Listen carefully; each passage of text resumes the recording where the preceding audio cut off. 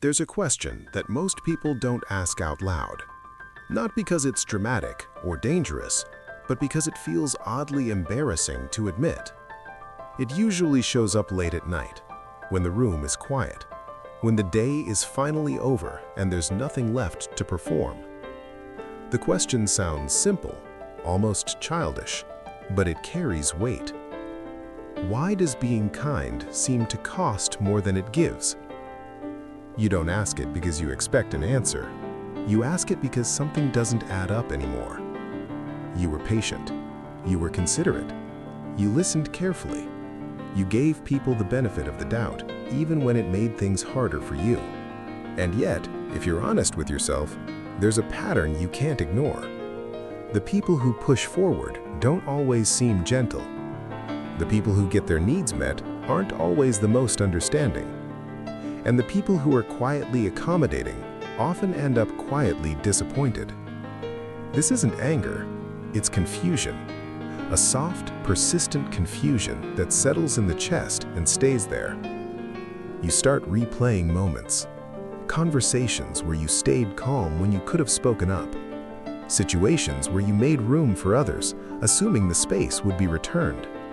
Sometimes it was, often it wasn't. And the strangest part is that no one ever told you kindness would work this way. You weren't naive. You weren't pretending the world was perfect. You just assumed that decency carried its own quiet protection, that being reasonable mattered, that empathy counted for something, that showing goodwill would naturally lead to balance. So when it doesn't, your first instinct isn't blame, it's self-questioning. Am I doing something wrong? Am I too soft? Am I missing something obvious that everyone else seems to understand? You don't want to become cold. You don't want to harden yourself just to survive conversations. But there's a growing sense that the rules you're playing by aren't the rules everyone else is using. And that realization is unsettling. Not because the world feels hostile, but because it feels misaligned. It's like walking at a different pace in a crowded place. No one is intentionally blocking you. No one is openly pushing you aside, but you keep bumping into people anyway. You move carefully. They move decisively. You pause to consider impact. They move on instinct. You leave space. They fill it. At first, you tell yourself it's nothing, just differences in personality, different moods, different circumstances. But over time, the pattern becomes harder to dismiss. You notice how quickly some people take what's offered, how rarely they pause to ask if it costs you something, how easily your flexibility becomes an expectation. And still, you hesitate to name it. Because the moment you do, it feels like you're betraying something important about yourself. You don't want to believe kindness is a liability. You don't want to see the world as strategic, calculating, or quietly competitive. You'd rather believe people mean well, even when they don't show it clearly. So you carry the confusion instead. You carry it into relationships, into work, into friendships that slowly tilt out of balance. And you tell yourself to try harder, be more understanding, be more patient, give people more time. But deep down, there's a quieter voice asking a different question. What if kindness isn't failing, but simply unprotected? That thought doesn't arrive as a conclusion. It arrives as a pause, a moment where you stop blaming yourself, where you stop assuming the issue is a flaw in your character. And in that pause, something important begins to shift. Not toward bitterness, not toward withdrawal, but toward awareness. Because maybe the confusion isn't a sign that you're wrong. Maybe it's a sign that you've been navigating a world with invisible rules, using values that were never designed to shield you on their own. And understanding that doesn't require you to change who you are. It simply asks you to look a little more closely at the world, at the pace, at the unspoken logic beneath everyday interactions. This is where the conversation really begins. Most of the rules that shape adult life are never spoken out loud. They aren't written down. They aren't taught directly. You're expected to notice them quietly through experience. That's part of what makes the world feel confusing when you're wired for honesty. You listen to what people say. You take words seriously. You assume clarity matters. But much of the world doesn't operate on clarity. It operates on implication, timing, and advantage. There's a subtle game happening beneath everyday interactions, not a dramatic one, not something sinister, just a quiet awareness of leverage. Who speaks first? Who hesitates? Who fills the silence? Who waits? In many spaces, especially competitive ones, movement matters more than intention. Presence matters more than depth, and decisiveness is often mistaken for confidence. None of this is announced. No one pulls you aside and explains it. You're just expected to adapt. If you don't, the world doesn't punish you loudly. It does something more subtle. It passes you by. You start noticing how certain people navigate conversations. They don't over-explain. They don't rush to clarify misunderstandings. They let ambiguity work in their favor.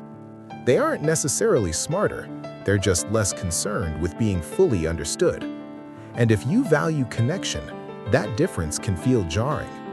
You might wonder why saying less seems to carry more weight, why hesitation is read as uncertainty, why thoughtfulness sometimes gets mistaken for weakness. It's because in strategic environments, signals matter more than substance. The signal of certainty, the signal of confidence, the signal of self-containment.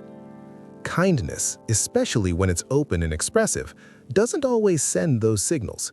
It sends something else. Availability, flexibility, willingness. These are beautiful traits in safe spaces, but in strategic ones, they can be interpreted very differently. Not as generosity, as openness to be guided. When you offer understanding freely, some people hear permission. When you adapt quickly, some people assume you always will. When you prioritize harmony, some people learn they don't have to. This isn't because people are cruel. It's because most people respond to the path of least resistance, and kindness often creates smooth paths. The world rewards what moves efficiently. It reinforces what works without friction. So when someone asserts themselves calmly, even without depth, the system adjusts around them. When someone pauses to consider impact, the system keeps moving. That doesn't mean one is better. It means one aligns more easily with how the environment operates. If you've ever felt like you're a step behind without knowing why, this is often the reason. You're not slow, you're thorough. You're not passive, you're perceptive. But the world doesn't always slow down to notice that difference. It responds to what's visible. And restraint, unfortunately, is invisible. So is empathy. So is internal clarity. What's visible is action, tone, confidence in motion. This creates a quiet mismatch. You assume mutual consideration. Others assume self-advocacy. You wait for balance to emerge naturally. Others create balance by taking space. And because no one explains this difference, it can feel deeply personal, like you're missing something everyone else received. But you didn't miss anything. You were simply playing a different game without realizing the field had shifted. Strategic environments don't reward intention, they reward positioning. They don't measure how much you care, they measure how clearly you move. This doesn't make them amoral, it makes them mechanical. And once you see that, something softens. You stop expecting kindness alone to translate into protection. You stop assuming fairness is automatic, not because you've lost hope, but because you've gained context. The rules were never spoken because they benefit those who already sense them. For people like you, understanding them isn't about becoming harder, it's about becoming clearer. Clear about when to speak, clear about when to pause, clear about when kindness needs structure to survive. The world doesn't announce its rules, but once you see them, they stop feeling personal. They simply become part of the landscape you're moving through, and landscapes can be learned without losing yourself in them. Being open feels natural to you, not performative, not careless, just honest. You don't hold things back because you're afraid to speak. You do it because sharing feels like a bridge. a way to meet people in the middle without armor. So when someone asks how you're doing, you answer truthfully. When something matters, you say it. When you care, it shows. There's no calculation in it, no hidden agenda. And for a long time, that openness probably felt like strength. It made conversations feel real. It created moments of connection that lingered. It allowed people to see you clearly. But over time, you may have noticed something subtle shift. The more open you are, the less protected you seem to be. Not in obvious ways. No one openly attacks you for being sincere. No one mocks you for caring. Instead, your openness becomes information. People learn what moves you, what you tolerate, what you'll explain, what you'll forgive. And without meaning to, you start showing your hand early. You clarify before being asked. You soften statements before they're challenged. You reveal uncertainty out of respect, assuming it will be met with the same care. Sometimes it is, other times it quietly shifts the balance. Because in many spaces, information creates asymmetry. The person who reveals more gives the other an advantage, not because they're wrong, but because they've reduced ambiguity. Ambiguity, uncomfortable as it feels, often protects power. When you remove it too quickly, you remove your own buffer. This is where openness starts to cost you. You begin to notice how easily people step into the space you've cleared, how rarely they mirror your transparency, how often your honesty is met with silence or vagueness or delayed response. And that silence lingers. It's not rejection, it's absence. You gave something real and it disappeared into the air without shape or return. That's when the exhaustion begins. Not physical tiredness, emotional depletion. The kind that comes from offering depth into shallow containers. You don't regret being open, you regret how unreciprocated it often feels. You replay moments afterward, wondering if you said too much, if you revealed something that should have stayed yours, if your sincerity made things awkward instead of meaningful. But the issue isn't that you were open, it's that openness in strategic spaces isn't automatically respected. It's often neutralized. People may listen, nod, even agree, but they don't adjust. They don't move closer. They don't carry the weight you just placed between you. So the cost accumulates quietly. Each time you explain yourself fully, each time you over-clarify to avoid misunderstanding, each time you offer vulnerability as a gesture of trust, you start to feel slightly lighter inside, like something is leaking out. Not because openness is wrong, but because it's uncontained. And uncontained things get used, diluted, or overlooked. There's a moment when this realization lands gently. You notice that the people who seem least drained often share the least. They speak simply, they leave pauses unfilled, they don't rush to resolve tension. It's not that they don't feel, it's that they don't externalize everything. Their inner world stays theirs. And slowly, you begin to understand something important. Openness without pacing becomes exposure. Honesty without timing becomes vulnerability without safety. That doesn't mean you should close yourself off. It means openness needs context. It needs boundaries, even if they're invisible. The cost of being open isn't that people take advantage of you, it's that the world doesn't always know what to do with depth. And depth, when it isn't protected, becomes weight only you carry.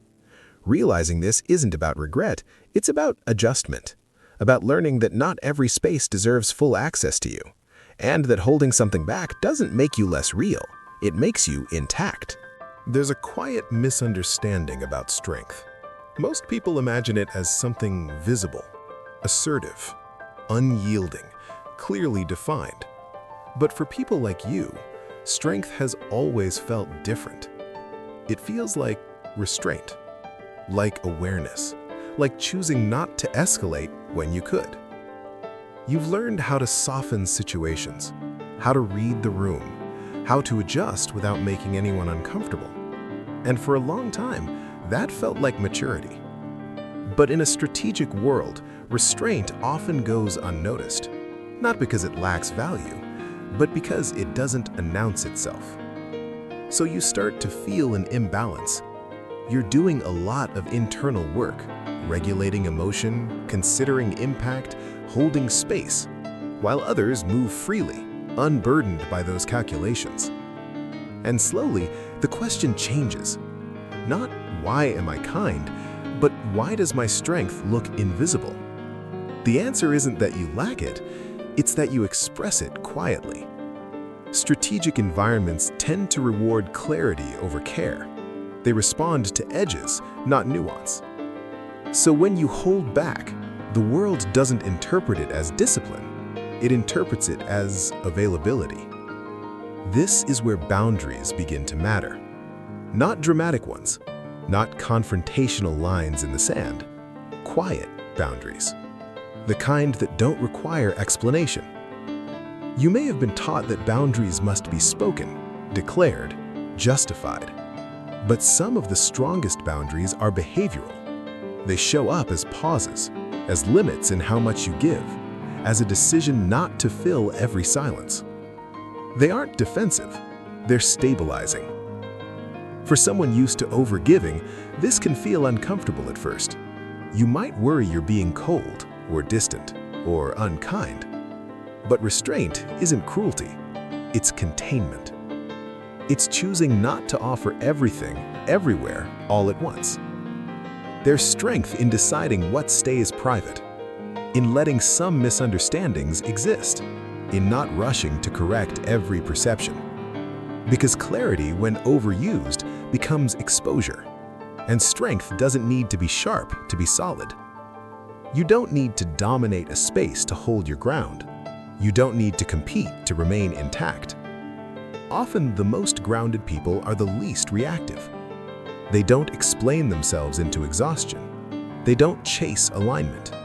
They don't trade depth for acceptance. They move slowly, deliberately. And that slowness communicates something powerful. It says, I'm not in a hurry to be validated. For someone who values harmony, this is a profound shift. It's not about withholding kindness, it's about pacing it. Letting it be earned by context, not offered by default. When you stop giving everything away, something surprising happens. People adjust. Some drift. Some step closer. Some reveal intentions you couldn't see before. And none of that requires confrontation, just consistency. This is where strength begins to feel different inside you. Less effortful, less draining. You're no longer carrying the weight of managing every interaction. You're simply participating in them. You respond instead of preempt. You observe instead of assume. And the world, quietly, starts responding differently. Not with sudden respect, not with admiration, but with recalibration. You take up a little more space without pushing. You speak with less urgency without withdrawing. And in that balance, something settles. You haven't lost your softness, you've given it a frame. Strength without sharp edges doesn't seek control, it maintains stability. It allows you to remain kind without being porous, present without being exposed. And once you feel that distinction, you realize something important. You were never weak. You were simply strong in a way the world didn't immediately recognize. Now, it doesn't have to. You recognize it yourself. There's a quiet relief that comes when you stop trying to solve yourself. When you finally accept that your nature was never the problem. You don't need to unlearn kindness. You don't need to harden your voice or sharpen your edges to exist in this world. What you need is perspective. Because understanding how the world moves doesn't require you to move the same way. For a long time, you may have believed there were only two options: remain kind and be taken advantage of, or become strategic and lose something essential. But that's a false choice. Awareness doesn't turn you into what you observe. It gives you distance. You can see patterns without participating in them fully. You can understand leverage without seeking it. You can recognize strategy without building your identity around it. This is the balance that rarely gets talked about. Most narratives push extremes: be soft or be strong, be open or be guarded. But the truth lives somewhere quieter. You can be kind without being immediate. You can be thoughtful without being transparent. You can be present without being available to everyone. When you stop offering your inner world as proof of sincerity, something changes. Your kindness becomes steadier, less reactive, less dependent on response. It's no longer a bid for connection, it's a way of being. And because it's not constantly extended, it doesn't get drained as easily. You begin to notice how different it feels to choose when to engage, to let conversations unfold without steering them, to allow people to show you who they are without correcting the narrative. There's peace in that restraint, not the peace of withdrawal, but the peace of self-containment. You don't disappear, you simply stop overextending, and the world adjusts again. Some people feel the shift and step more carefully. Others lose interest when they can't access you as easily. Neither outcome is a failure. They're information. Information you can receive calmly, without judgment. This is what it means to move through a strategic world quietly. You don't announce your awareness. You don't advertise your boundaries. You let your presence do the work. Your pauses become signals. Your consistency becomes language. And over time, the confusion that once kept you awake at night softens. Not because the world has changed, but because your relationship to it has. You no longer expect kindness to protect you on its own. You don't expect fairness to emerge automatically, but you also don't assume hostility. You meet the world as it is, not as it should be, and in doing so, you stay intact. There's a grounded confidence that comes from this place. Not loud, not performative, just steady. You know when to speak, you know when to stay silent. You know what belongs to you and what doesn't. And most importantly, you no longer mistake adaptation for betrayal. You didn't lose yourself by learning the rules. You protected yourself by understanding them. Kindness, when paired with awareness, doesn't fail. It simply changes form.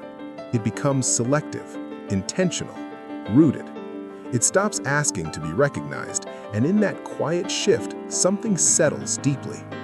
You're no longer trying to win a game you never wanted to play. You're simply moving through it on your own terms.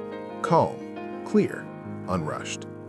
And when the day ends and the room grows quiet again, there's less to replay, less confusion, less self-doubt.